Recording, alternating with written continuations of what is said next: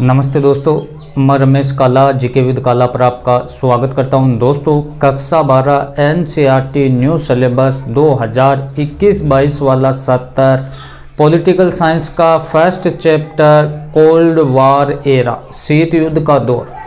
बहुत ही ध्यान से इसको हम जानेंगे, फालतू की कोई भी चीज़ नहीं है। नोट्सों के रूप में एक ही वीडियो में सब कुछ कवर किया गया है कि बोर्ड परीक्षा में इन्हीं नोट्सों में से आपको प्रश्न देखने को मिले। टाइम की बचत हो, लंबा चौड़ा कुछ नहीं है और फालतू की भी कोई चीज़ नहीं है, और जो आपके काम की चीज़ है उसको किसी को भी छोड़ा नहीं है। ध्यान से इसे लास्ट तक देख लेना। शीत युद्ध का दौर, ये जो टॉपिक है आपके आसानी से क्लियर हो जाएगा।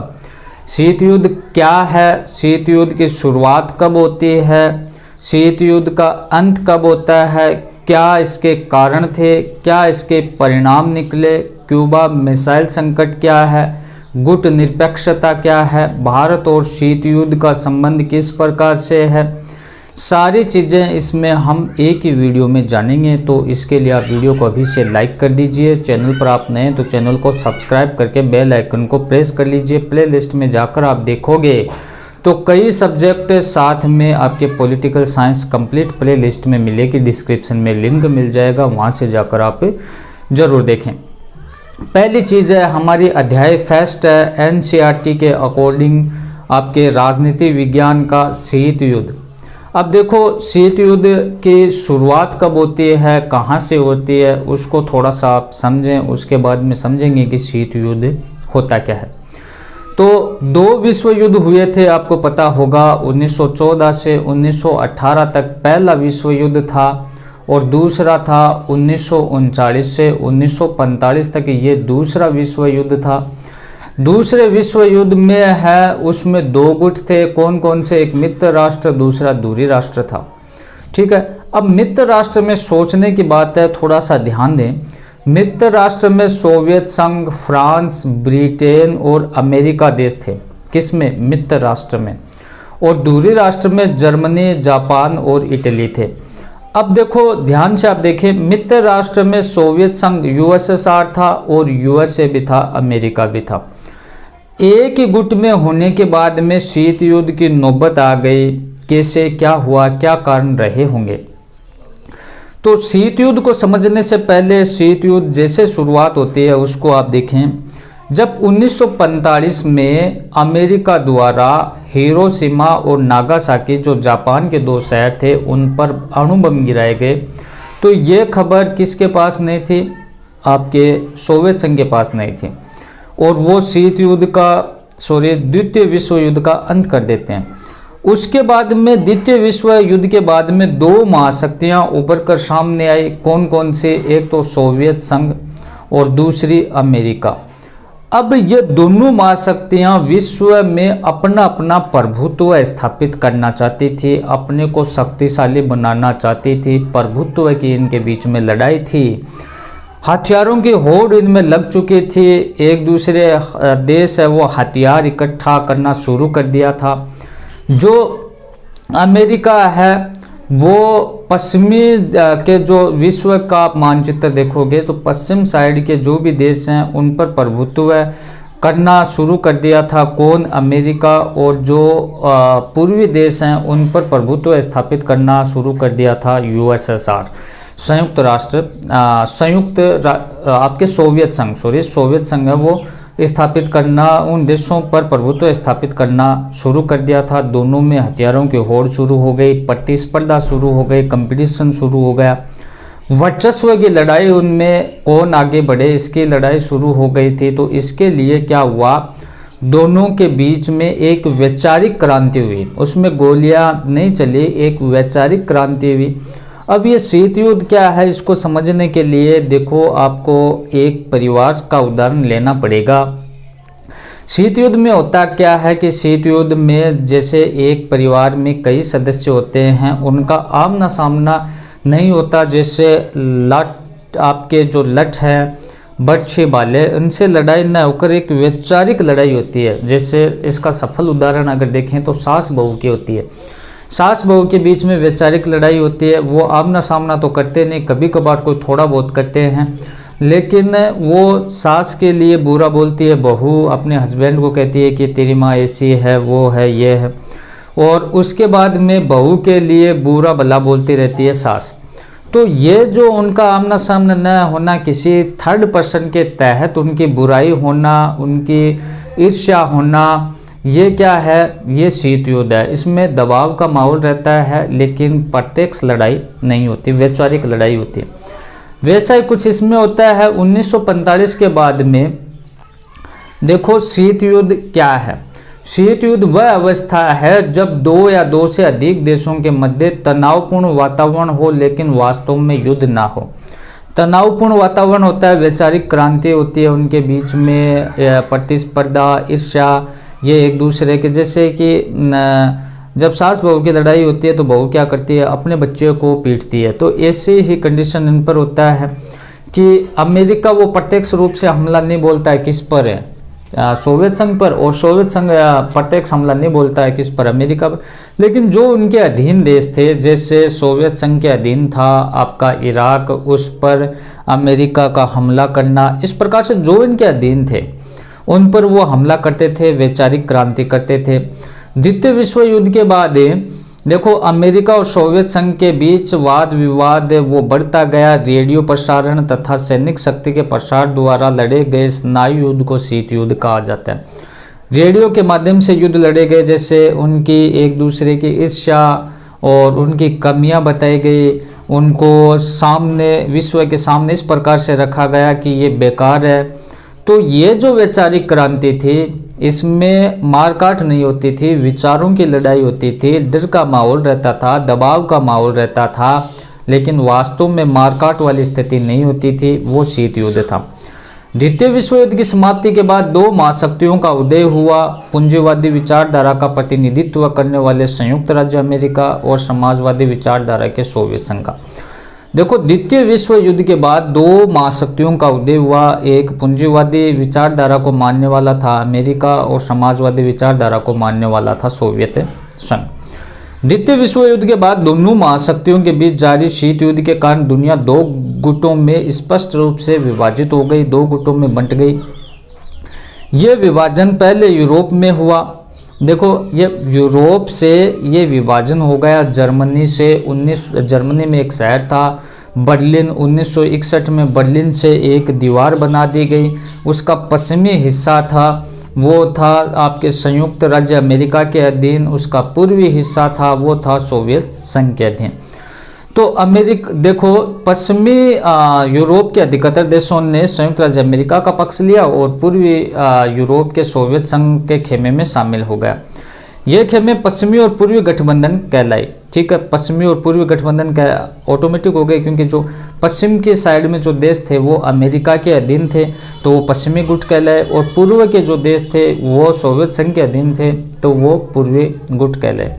अब देखो पश्चिमी गठबंधन ने 1949 में, ध्यान रखें, जो अमेरिका की ओर था उसने 1949 में उत्तरी अटलांटिक संधि संगठन NATO, North Atlantic Treaty Organization, जिसे उत्तर अटलांटिक संधि संगठन कहते हैं, नाटो की स्थापना की। किसने?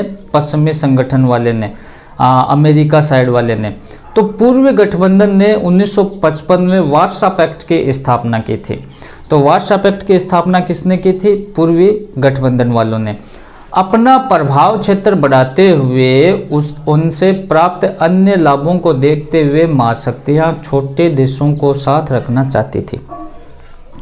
अब देखो दो महाशक्ति होती है, अरे एक बड़ा व्यक्ति होता है वो भी छोटे व्यक्तियों के अपने अधीन रखना चाहता है, असिस्टेंट रखता है कि हमारे काम आएंगे। तो वैसे ही दोनों जो गुट है, दोनों जो खेमे हैं, वो छोटे देशों को अपने अधीन रखना चाहते थे। महाशक्तियाँ छोटे देशों के साथ रखना चाहती थी। छोटे देश भी क्या थे? छोटे देश अपनी सैन्य सहायता नहीं बढ़ा सकते थे, अपनी सुरक्षा नहीं कर पाते थे, तो इसलिए वो भी सोचे कि चलो ठीक है किसी भी एक गुट में शामिल हो जाते हैं तो अच्छा रहेगा। तो छोटे देश की सुरक्षा, हथियार, आर्थिक मदद की दृष्टि से महाशक्तियों से जुड़ा रहना चाहते थे कि हथियारों की सप्लाई हो जाए, आर्थिक स्थिति में सुधार हो जाए। तो छोटे देश भी ये चाहते थे कि हम उसमें शामिल हो जाएं। उसके बाद में महाशक्तियों के छोटे देशों से लाभ, अब महाशक्तियों को छोटे देशों से क्या लाभ थे? तो छोटे देशों के प्राकृतिक संसाधन प्राप्त करना, छोटे देशों में जो प्राकृतिक संसाधन थे, जो प्राकृतिक भंडार थे, उनको वो प्राप्त कर लेना चाहते थे।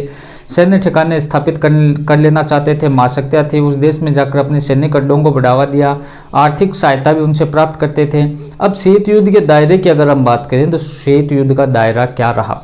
शीत युद्ध के दायरे से हमारा आशय ऐसे क्षेत्रों से जहां विरोधी खेमों में बंटे देश के बीच संकट अवसर आए, युद्ध हुए, इनके होने की संभावना बनी रही, लेकिन बातें एक हद से ज़्यादा नहीं बढ़ी। देखो, दायरे का मतलब यह था कि शीत युद्ध कहाँ तक बढ़ा, कई संकट आए, लेकिन वो प्रत्यक्ष युद्ध नहीं हुआ, वो वैचारिक क्रांति हुई। दोनों महाशक्तियाँ 1948 में बर्लिन की नाकाबंदी की, 1961 में तो बर्लिन की दीवार भी बना दी गई थी। उसके बाद में 1950 में कोरिया संकट हुआ, तब भी दोनों ने हस्तक्षेप किया। 1954 से 1975 तक वियतनाम में अमेरिका का हस्तक्षेप रहा। 1962 में क्यूबा मिसाइल संकट रहा, उसको हम डिटेल से अब देखेंगे। कई अन्य जगहों पर सीधे सीधे मुठभेड़ की स्थिति भी आई, लेकिन विश्व परमाणु युद्ध से बचा रहा। शीत युद्ध के कारण की अगर हम बात करें तो क्या थे, हमने थोड़ी सी चर्चा भी की थी कि अमेरिका और सोवियत संघ के महाशक्ति बनने की होड़ में एक दूसरे के मुकाबले में खड़ा होना शीत युद्ध का कारण बना। विचारधाराओं के विरोध ने भी शीत युद्ध को बढ़ावा दिया। परस्पर संदेह और भय की स्थिति भी शीत युद्ध को बढ़ावा दिया। अणुबम का रहस्य सोवियत संघ से छिपाना। अणुबम का रहस्य का मतलब क्या था कि अमेरिका ने अणुबम बनाने का रहस्य सोवियत संघ से छुपाया था। जापान पर जब उसने 1945 में हिरोशिमा नागासाकी पर बम गिराया था तो द्वितीय विश्व युद्ध की वहाँ से समाप्ति मानी जाती थी। सोवियत संघ ने इसे अपने विरुद्ध भी समझा, क्योंकि उसको बताया नहीं गया था। इससे दोनों महाशक्तियों में दरार पड़ गई। फिर दो ध्रुवों की चुनौती और गुट निरपेक्षता। सीधा सीधा कारण था कि या तो आप पहली दुनिया में जिसे अमेरिका वाला खेमा था उसमें शामिल हो, या दूसरी दुनिया में सोवियत संघ वाला खेमा उसमें शामिल हो। दो ही ऑप्शन थे उस समय। लेकिन एक वक्त ऐसा आया जब 15 अगस्त 1947 को मेरा भारत देश आज़ाद हुआ, और उसके बाद में नेहरू के नेतृत्व में 5 ऐसे देश थे, 5 देशों के नेता थे। उन्होंने गुट निरपेक्षता का उद्भव किया, स्थापना की, और उसने कहा कि ना तो हम अमेरिका में शामिल होंगे, ना ही सोवियत संघ में शामिल होंगे। हम एक अपना अलग गुट बनाएंगे, दोनों से सहयोग रखेंगे, ना किसी से दुश्मनी, ना किसी से मित्रता। तो इस प्रकार से उन्होंने एक अलग गुट का निर्माण किया। शीत युद्ध के दौरान विश्व 2 प्रतिद्वंदी गुटों में बंट रहा था। इसी संदर्भ में गुट निरपेक्षता ने एशिया, अफ्रीका, लैटिन अमेरिका के 9 स्वतंत्र देशों को इन गुट से अलग रहने का तीसरा विकल्प दिया कि जो दोनों इन गुटों में शामिल नहीं होना चाहते हैं वो तीसरे गुट में शामिल हो जाए। तो उस गुट का क्या नाम था? गुट निरपेक्षता।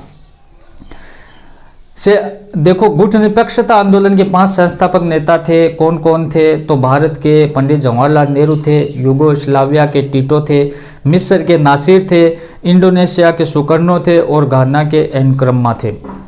तो आपको 3 मुख्यतः याद रखने होंगे। भारत के नेहरू, युगोस्लाविया के टीटो, मिस्र के नासिर। नेहरू, नासिर, टीटो।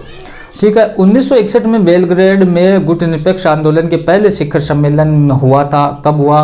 1961 में बेलग्रेड में 25 देश शामिल हुए। वही 1919 में अजरबैजान में हुए 18वें सम्मेलन में 120 देश शामिल हुए थे। अब ये गुट निरपेक्षता होता क्या? गुट निरपेक्षता का अर्थ क्या है, इसको आप समझें। गुट निरपेक्षता का अर्थ है कि महाशक्तियों के किसी भी गुट में शामिल न होना। जो ये 2 महाशक्तियाँ थी उनमें किसी में भी शामिल नहीं होना। इन गुटों के सैनिक गठबंधनों व संधियों से अलग रहना। ठीक है, इन दोनों गुटों से अलग रहना। गुटों से अलग रहते हुए अपनी स्वतंत्र विदेश नीति का पालन करना और विश्व राजनीति में भाग लेना, ये गुट निरपेक्ष था। भारत और शीत युद्ध की अगर हम बात करें तो इसको आप थोड़ा सा समझें कि गुट निरपेक्ष आंदोलन के नेता के रूप में भारत ने 2 स्तरों पर अपनी भूमिका निभाई थी। पहले कि अपने को दोनों महाशक्तियों के खेमे से अलग रखा जाए, जैसा कि किया। दूसरा, प्रतिद्वंदियों के बीच संवाद कायम करने तथा मध्यस्थता के प्रयास किए। इन दोनों के बीच में मध्यस्थता का प्रयास भी किया। दोनों खेमों से अलग अंतर्राष्ट्रीय संगठनों जैसे राष्ट्रकुल को सक्रिय रखा था। क्यूबा मिसाइल संकट को थोड़ा सा आप देख लें, महत्वपूर्ण है कि 1962 में सोवियत संघ के नेता निकिता खुश्चेव ने अमेरिका के तट पर स्थित एक द्वीपीय देश क्यूबा को रूस के सैनिक अड्डे के रूप में बदलने हेतु वहां परमाणु मिसाइलें तैनात कर दी थी। एक अमेरिका के तट पर एक द्वीपीय देश था क्यूबा, उस पर सोवियत संघ का नेता था निकिता क्रुश्चेव ने क्या किया कि एक रूस के सैनिक अड्डे के रूप में उसको बदल दिया था और परमाणु मिसाइलें तैनात कर दी थी वहाँ पर। हथियारों की इस तैनाती के बाद सोवियत संघ पहले की तुलना में अब अमेरिका के मुख्य भूभाग के लगभग 2 गुने ठिकाने और शहरों पर हमला बोल सकता था। ऐसी स्थिति में वो था। लेकिन हुआ क्या कि क्यूबा में मिसाइलें की तैनाती हो गई की जानकारी जब अमेरिका को 3 हफ्ते बाद लगती है तो इसके बाद अमेरिका राष्ट्रपति केनेडी का आदेश दिया कि अमेरिकी जंगी बेड़े के आदेश आगे करके क्यूबा की तरफ जाने वाले सोवियत जहाज़ों को रोका जाए। तो उन्होंने कहा कि जो सोवियत संघ है वो क्यूबा में अमेरिका की ओर बढ़ रहा है उसको रोका जाए, उसको समझाया जाए और इस चेतावनी में लगा कि युद्ध होकर रहेगा। उस समय जब स्थिति आमने सामने की आ गई थी तो उस समय ये लगा कि अब तो पक्का युद्ध होकर रहेगा अमेरिका और रूस के बीच। इसी को क्यूबा संकट के रूप में जाना जाता है। लेकिन सोवियत संघ के जहाज़ों की वापसी का रुख कर लेने पर यह संकट टल गया। सोवियत संघ वापस अपने स्थान की ओर रुख कर लेते हैं तो ये युद्ध वो टल जाता है।